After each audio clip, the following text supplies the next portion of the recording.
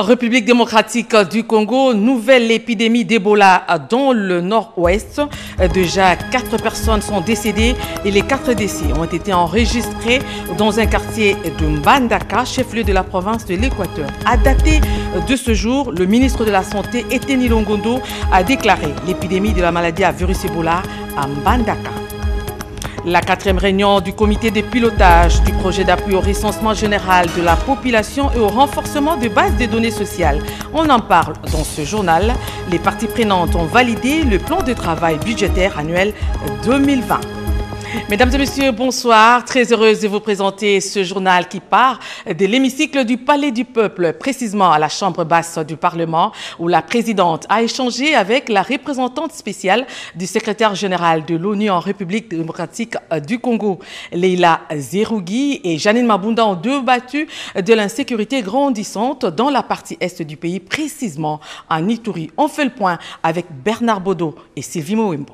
Cette rencontre est arrangée dans l'ordre des contacts réguliers que la MONUSCO doit garder avec les institutions congolaises. La deuxième du pays, celle des représentants du peuple à travers sa présidente. Janine Mabunda Lioko a échangé avec Leila Zerougui, représentante spéciale du secrétaire général des Nations Unies autour de l'insécurité qui écume l'Est de la République démocratique du Congo, du coronavirus qui avance à pas de géant, surtout au sud Kivu où la MONUSCO a encore des troupes.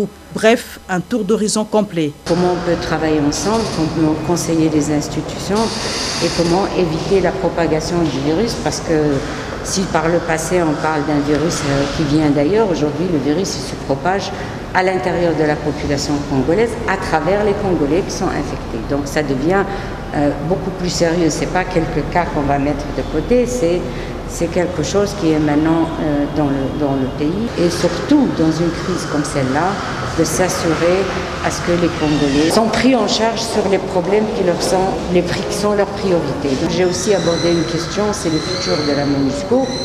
Et comme vous le savez, la résolution 2502 nous a demandé de faire un dialogue stratégique avec le gouvernement congolais pour préparer la réduction de la présence de la MONUSCO et éventuellement son départ lorsque le temps sera là. Une rencontre qui n'est pas la dernière mais toujours importante pour partager les informations.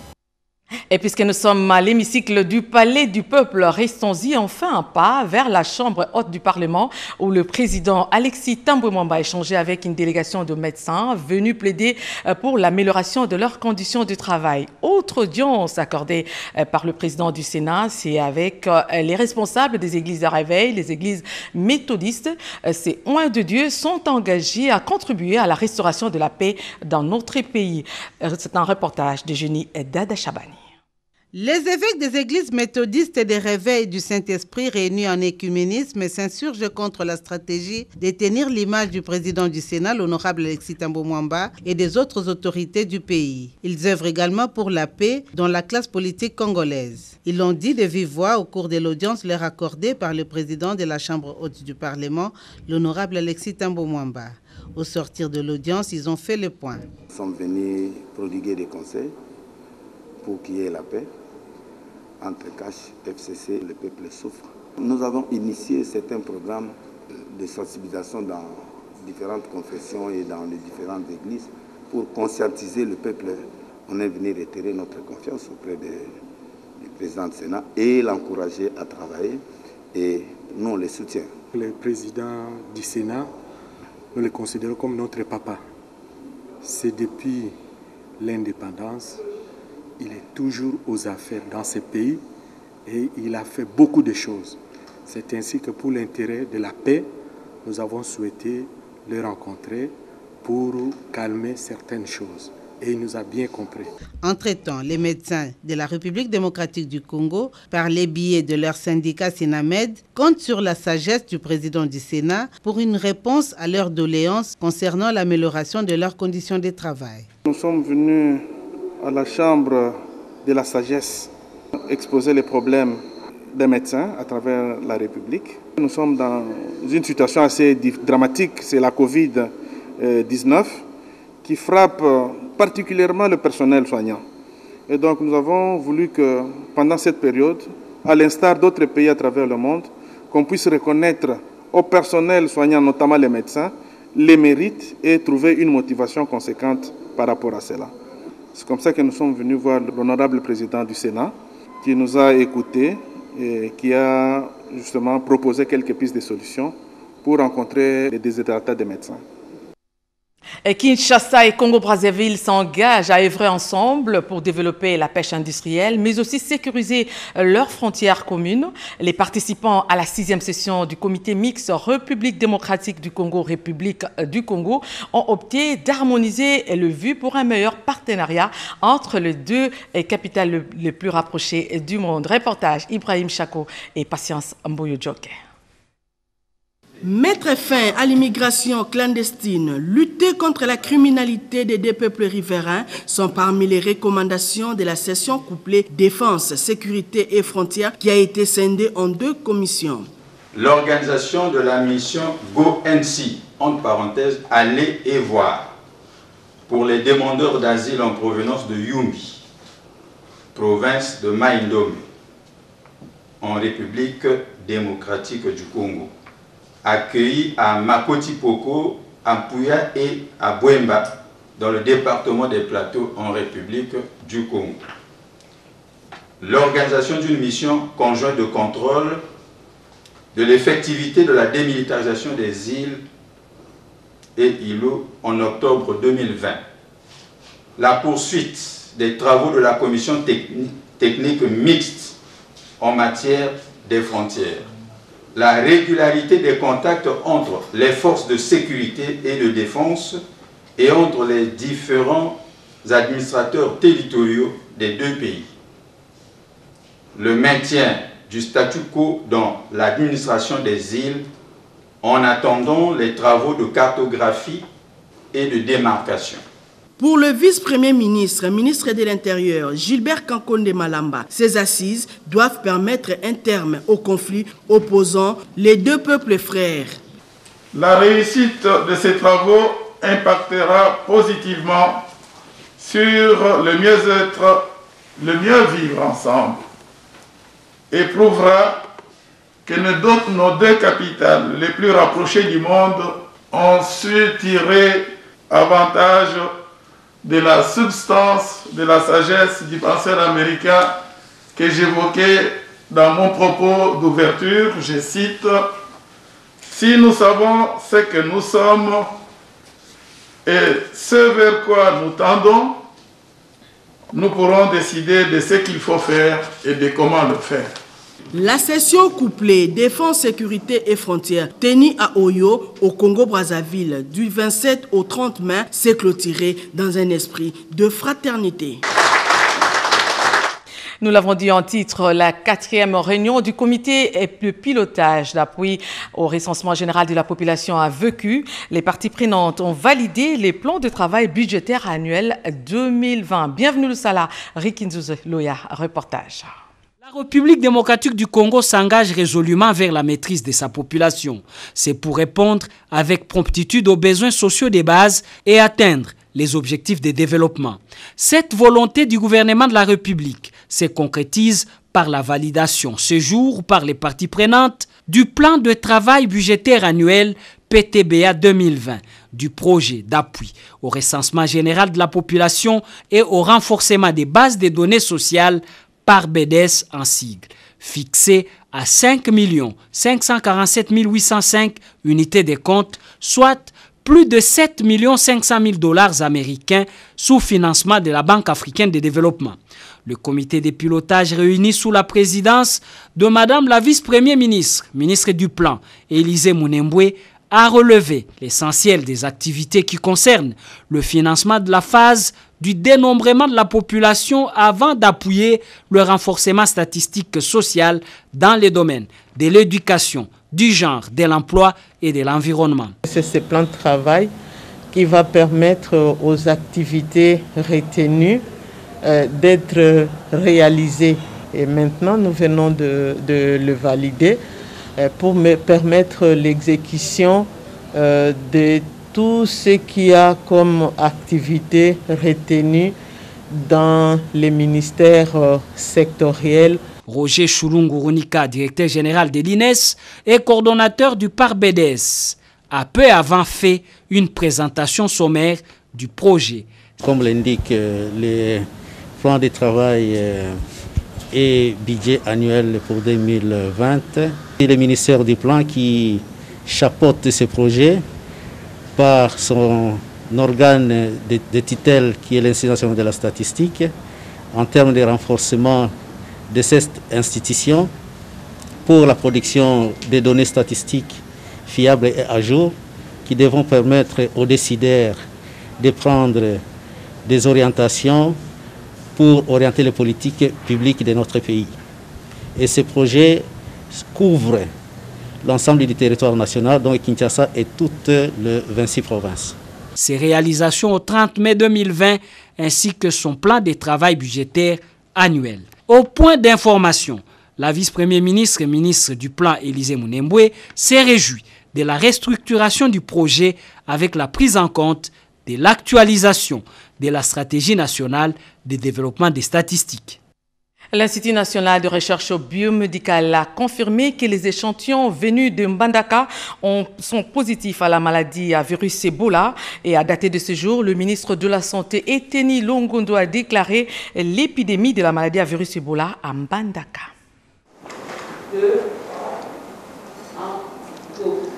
Chers compatriotes, depuis le 31 mai 2020, 8 cas de fièvre hémorragique, parmi lesquels 2 positifs vivants, 2 cas suspects, 1 décès positif et 3 décès probables ont été notifiés dans la ville et la zone de santé de Mbandaka dans la province de l'Équateur.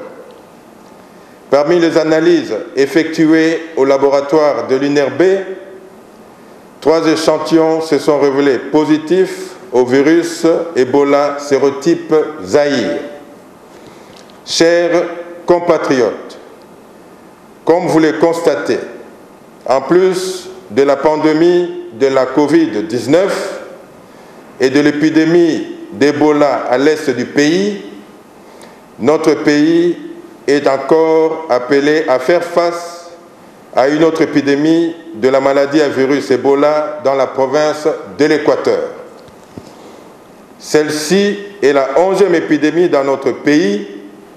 Cependant, je tiens à vous rappeler que les 3 dernières épidémies se sont succédées sans intervalle de plus d'1 mois.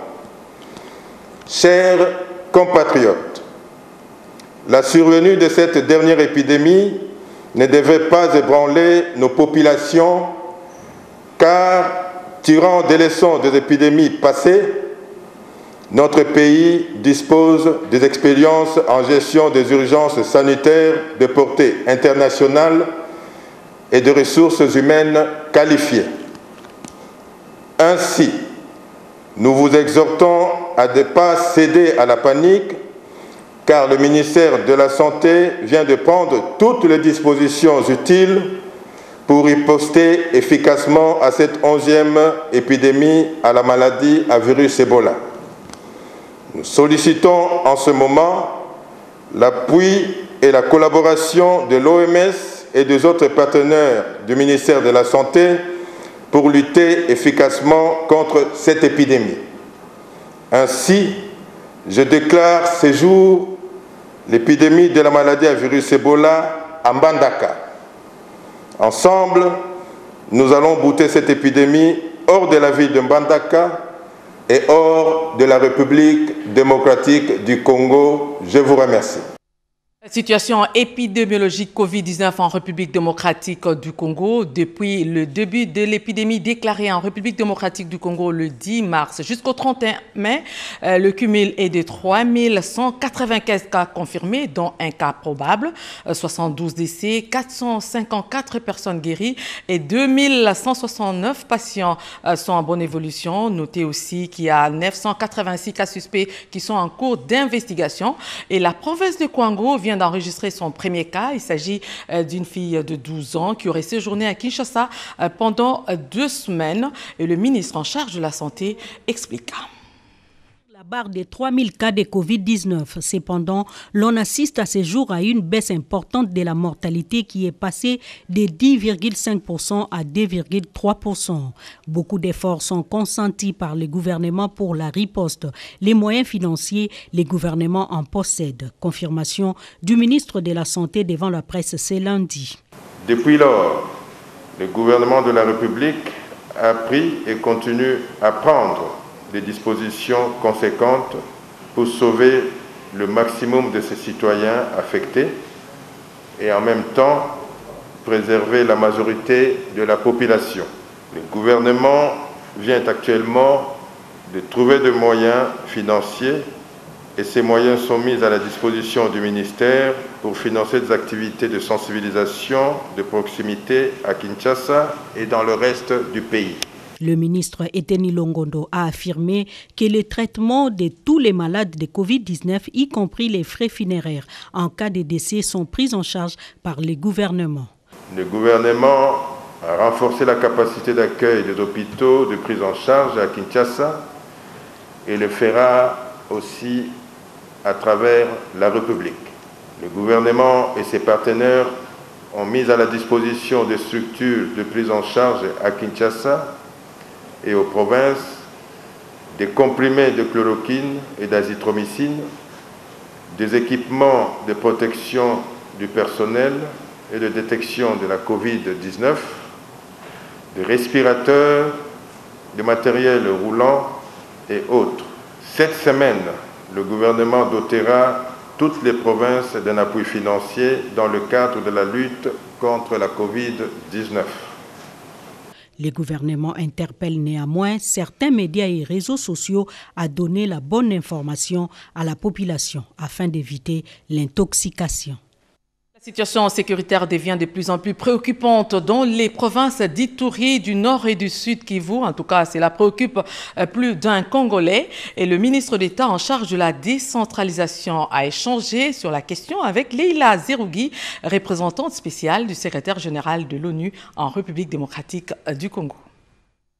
Bien évidemment, il y a des situations qui sont préoccupantes, qui créent des tensions. Il y a d'abord le Covid qui nous limite nos mouvements et nos contacts, mais il y a les préoccupations que ça endure et les risques qui peuvent aussi être, pas seulement au niveau santé, mais aussi au niveau économique, au niveau sécuritaire. Il y a la situation à l'Est qui préoccupe, situation sécuritaire à l'Est, les tensions et les violences et les agressions et les attaques contre les civils qui sont en train de se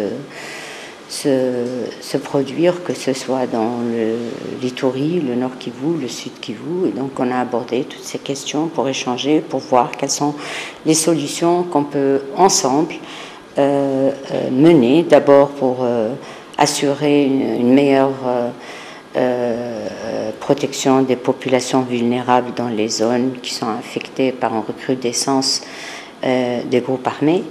Ensuite, comment on peut aussi réfléchir ensemble et vraiment commencer à mettre en œuvre les moyens de la part de l'État, de la part des Nations Unies et de la part des communautés et des autorités locales pour trouver des solutions à moyen, long terme pour régler les problèmes, stabiliser les populations et mettre en place, renforcer la présence de l'État, renforcer les capacités régaliennes de l'État et user des moyens pour à la fois protéger les populations vulnérables, mais aussi sanctionner ceux qui sont à l'origine de ces violations.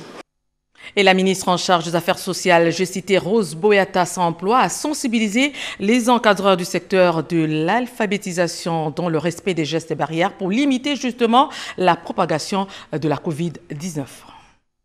C'est la ministre des Affaires sociales, Rose Boyata Mokantou, qui a lancé officiellement la campagne de sensibilisation contre la Covid-19 auprès des facilitateurs communautaires à Kinshasa. Initiative de l'ASBL Alpha Congo qui vise à mobiliser les encadreurs sociaux autour de cette pandémie afin qu'ils puissent les relayer auprès des apprenants. Je voudrais profiter de cette occasion pour remercier l'ASBL Alpha Congo et son partenaire Alpha Lit International pour ce geste de solidarité à nos vulnérables. Au-delà de tout, des désinfectants et cache-nez ont été remis à un échantillon des facilitateurs communautaires présents en Cellier. Vous savez, aujourd'hui, vous et moi peut-être avons la possibilité de payer les cache-nez ou de payer un désinfectant, mais un apprenant peut être en difficulté, alors qu'est-ce qu'il faut? C'est comme ça qu'il faut lui amener pour qu'il puisse aussi se protéger. Cette campagne qui débute en ce jour va s'étendre durant 2 mois dans la ville de Kinshasa. Nous faisons un tour dans le Sud Kivu avec le début de la saison culturelle financée par la Banque mondiale. Les participants vont étudier les voies et moyens pour relancer le développement de leur contrée. Dans le cadre des activités Picagel sur l'intégration régionale pour la production et dissémination des cultures biofortifiées sur le parcelle, des démonstrations installées dans les différents territoires de la province du Sud Kivu, les SIAT a organisé des activités ci-après dans le respect des distanciations sociales recommandées par les autorités nationales, relayées par le gouverneur de province, des journées de sélection variétale participative couplées avec l'échange d'expériences avec cette activité. SIAT, ITA et Picagel visent à vulgariser les variétés des haricots biofortifiés adaptés et sélectionnés par les différents partenaires pour la saison A 2020. Les partenaires ont reçu les enseignements sur les techniques agricoles à appliquer pour la saison A de septembre 2020 par le professeur Dr Antoine Kayenka Lubobo, représentant pays du SIAT RDC. Les variétés des haricots ne peuvent pas s'adapter de la même manière qu'il s'agisse de Walungu, qu'il s'agisse de Kabare, qu'il s'agisse de Calais. Mais nous avons utilisé les mêmes technologies de la gestion intégrée de la fertilité du sol, mais les choix des paysans ont été portés sur le comportement des variétés selon que ces variétés-là se sont comportées dans leur milieu. SIAT a organisé des activités champêtres des A2A, des Kavomo en territoire de Kabare, GAB de Bitessi en territoire de Walungu et ISTD Calais dans le groupement des Mbingasid dans le territoire de Calais. Les nutritionnistes ougandais du SIAT Harvest Plus en confinement depuis mars à Bukavu, le docteur Robert Mfungo est satisfait des activités menées par SIAT Harvest Plus RDC pour la vulgarisation des aliments biofortifiés qui sont une solution à la pandémie du Covid-19. Il encourage le paysan congolais sur l'agriculture source de développement. Le sol congolais a la même structure que celle d'Ouganda. Une fois que les agriculteurs congolais prennent l'agriculture comme business, ils auront des changements dans leur vie et leurs villages seront transformés. Les résultats des variétés choisies seront communiqués aux partenaires avant la saison A de septembre 2020.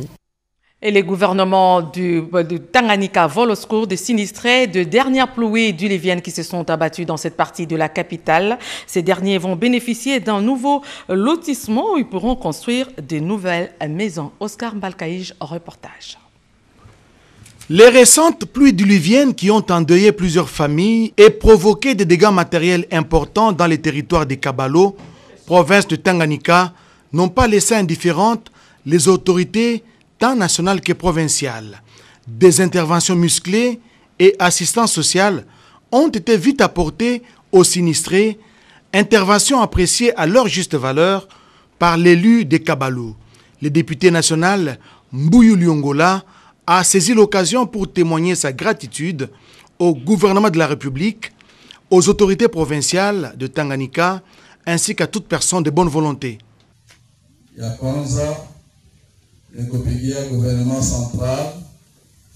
Nous remercions le gouvernement central pour avoir aidé financièrement les sinistrés.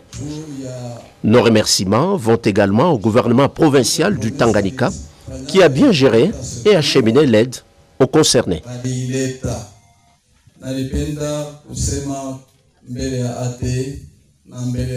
Avec l'administrateur du territoire, nous mettons tout en œuvre afin d'obtenir un nouveau lotissement, notamment à Tchanga et Kaila, des sites où les sinistrés peuvent construire de nouvelles maisons en toute légalité et en respectant les règles urbanistiques et tourner la page des inondations qui ont détruit leurs anciennes maisons. Et puis, le responsable de la nouvelle génération Tshisekedi poursuit sa mission de bons offices et aussi des distributions de vivres. Dernièrement, il a été dans la commune de Bumbu où la population a bénéficié des kits et de lavage de mains. La nouvelle génération Tshisekedi NGT en sigle coordonnée par Junior Mata Milanga ne cesse de se déployer dans toutes les provinces dans le souci d'accompagner le gouvernement congolais dans la lutte contre la Covid-19. Les habitants des Bumba dans la province de l'Équateur ont bénéficié des kits sanitaires de la NGT. Le coordonnateur provincial de la nouvelle génération Tshisekedi, Camille Mwangi, a remis à titre symbolique au marché Lissumbu, marché Lissassi, marché central de Bumba, à l'état-major de la police, au poste de l'ANER, qui a soutien la maison des chefs de l'État. Vous avez à la prison des Bumba ainsi que à l'hôpital général des références des Bumba, des lavements, désinfectants et masques afin de protéger les habitants de ces coins contre le coronavirus. De leur côté, les bénéficiaires n'ont pas manqué de remercier les membres de la nouvelle génération Tshisekedi NGT ainsi que son coordonnateur Junior Mata Milanga qui ne cesse de militer en faveur de la population congolaise. Nous vous remercions de cet acte. C'est toujours pour épargner la population pour qu'elle ne soit pas attaquée par cette pandémie-là.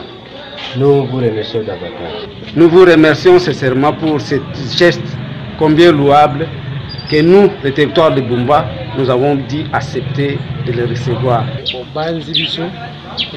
Nous sommes très émus de voir ces colis nous parvenir. Nous l'utiliserons à bon escient pour lutter contre le coronavirus. Rappelons qu'à ce jour, la province de l'Équateur fait partie des provinces non infectées par la Covid-19. Les coordonnateurs de la nouvelle génération Tshisekedi a été dans le territoire des Bumba et non dans la commune de Bumbu, comme je l'ai dit tout à l'heure, par inadvertance. Des éléments des forces armées de la République démocratique du Congo à l'école de formation. Pendant 5 jours, ceux qui ont choisi de servir le pays sous les drapeaux vont s'atteler à valider la réforme de l'armée. Et notez que cet atelier est organisé par l'Union européenne en collaboration avec le ministère de la Défense nationale.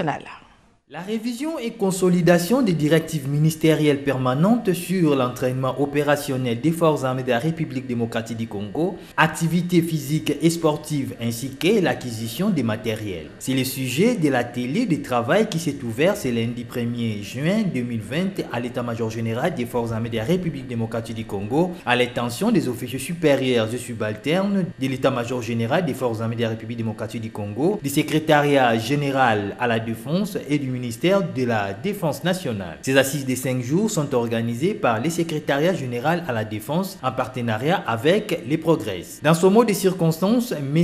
Mahamat Saleh Ben Biang, coordonnateur et régisseur du Progrès, a précisé que cet atelier permettra aux participants de faire un échange à responsable pour tirer les profits du contenu et de la forme de ces documents qui, une fois validés, éclairera désormais les chemins à suivre par les forces armées de la République démocratique du Congo. M. Mahamat a profité de l'occasion pour exprimer la volonté de sa structure d'accompagner les forces armées de la République démocratique du Congo dans ses activités. Pour le colonel Adjanga, directeur de la direction d'études, stratégie, planification et organisation d'ESPO, représentant le secrétaire général à la défense, a remercié les Progrès pour sa détermination de concrétiser la réalisation de cet atelier. Il a aussi expliqué les directives ministérielles. Permanentes qui seront traitées au cours de cet atelier. Sont de grande importance pour la montée en puissance des forces armées de la République démocratique du Congo. Le colonel Adjanga a, au nom du secrétaire général à la défense, déclaré ouvert l'atelier de validation des directives ministérielles permanentes. Au sortir de cette cérémonie, M. Mahamat s'est exprimé à la caméra des éco-militaires. Bon, il s'agit d'un atelier de validation des DMP, de 3 DMP, une DMP sur l'entraînement au sein de FATC, l'autre DMP sur l'éducation physique et sportive et le troisième DMP sur les achats et approvisionnement. Et comme vous le savez, il y avait déjà depuis 3 ans, on a validé un certain nombre de DMP qui sont toujours dans les circuits de ceinture. Donc c'est la deuxième phase des DMP, ça fera donc une dizaine de DMP que le Progrès a appuyé. Et là, nous Nous appuyons donc le comité ad hoc pour que ce DMP soit validé et soumis donc à la signature donc, du ministre. Donc l'atelier démarre donc ce matin pour pouvoir donc lancer cette étude sur les 3 DMP qui seront soumises comme les 7 autres à la signature donc, du ministre. Et quelques communiqués avant de clore ce journal. Communiqué officiel, le journal officiel de la République démocratique du Congo informe le public de la parution du numéro 9 de la première partie contenant notamment l'ordonnance numéro 20/024 du 11 avril 2020 portant nomination dans la catégorie d'officiers généraux des forces armées de la République démocratique du Congo. L'ordonnance numéro 20/028 du 23 avril 2020 portant prorogation de l'état d'urgence sanitaire, le décret numéro 20/008 portant création, organisation et fonctionnement de l'Office de voies des dessertes agricoles en sigle OVDA, plusieurs arrêtés interministériels et ministériels et plusieurs actes de procédure. Ce numéro est disponible au siège du journal officiel SI, immeuble Minibal, avenue Colonel Lukusa numéro 7 dans la commune de la Gombe, aux antennes de Kinshasa, palais de justice, palais du peuple, guichet unique de création d'entreprises, Unikin, UPC et bientôt à nos différentes antennes provinciales. Ce communiqué est signé par le directeur général Guy Kakoka Bombo Diamvita. Et puis un autre communiqué nécrologique, le secrétaire général du ministère des classes moyennes, petites et moyennes entreprises et artisanat a la profonde douleur d'annoncer aux cadres et agents du ministère ainsi aux frères, amis et connaissances, le décès du chef de division Télésphore Mahigo Bouhendoa, chef de division à la direction des normes, poids et mesures du secrétaire général au PMEA, décès survenu le jeudi 28 mai 2020 aux cliniques universitaires de Kinshasa de suite d'un accident. Le corps de l'illustre disparu est encore gardé à la mort des cliniques universitaires de Kinshasa.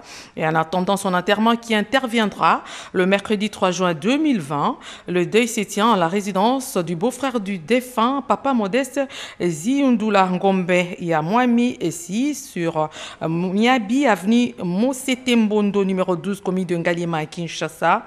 Référence, église Kamanda, entre la station du Centre supérieur militaire et la paroisse Saint-Luc. Que cette triste nouvelle parvienne particulièrement à sa femme et ses enfants restés à Bukavu, à la communauté China Buguma de Kinshasa, à l'église La Borne Upen et à tous ceux qui l'ont connu de son vivant. Le programme de son enterrement se présente de la manière suivante. Mercredi 3 juin donc 2020 à 10h, l'éveil du corps suivi du bref recueillement et hommage à l'illustre disparu aux cliniques universitaires de Kinshasa. 12h, enterrement au cimetière des Mingadi et 14h, bain de consolation à la résidence des Papa Modeste Zindulangombe Yamwami pour la famille Joseph Luhanga Boussania. Mesdames et messieurs, peut-être que vous nous avez pris en cours. Je me fais le devoir de vous rappeler les principaux titres. L'Institut national de recherche biomédicale a confirmé que les échantillons venus de Mbandaka sont positifs à la maladie à virus Ebola. Et à dater de ce jour, le ministre de la Santé, Eteni Longondo, a déclaré l'épidémie de la maladie à virus Ebola à Mbandaka. Et puis, dans ce journal, vous avez aussi suivi la 4e édition sur le congrès de validation de recensement général de la population. On a fait le point dans ce journal.